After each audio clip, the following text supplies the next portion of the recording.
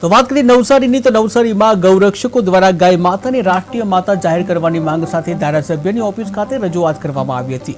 જ્યાં નવસારીમાં ગૌરક્ષકો દ્વારા અનોખી રજૂઆત કરવામાં આવી છે, જ્યાં તેમણે જીવિત ગાય સાથે ધારાસભ્ય રાકેશ દેસાઈની ઓફિસે પહોંચી અને ગાયને રાષ્ટ્ર માતા તરીકે જાહેર કરવાની માંગ ઉઠાવી છે। ત્યારે ગૌરક્ષકોનો દાવો છે કે ગાય માત્ર ઐતિહાસિક નહીં પરંતુ આધ્યાત્મિક મહત્વ ધરાવે છે। આજ રોજ આવેદનપત્ર અમે કલેક્ટરશ્રીને, અમારા વિધાયકશ્રીને અને ભારતીય જનતા પાર્ટીના પ્રમુખશ્રીને આપવા માટે આવેલા। આ એક શરમજનક વસ્તુ કહેવાય કે ગુજરાતમાં 30 વર્ષથી ભારતીય જનતા પાર્ટીની સરકાર છે અને ગાયો દુઃખી છે, ગૌ હત્યા થાય છે અને ગૌચરો ખવાઈ ગયા છે।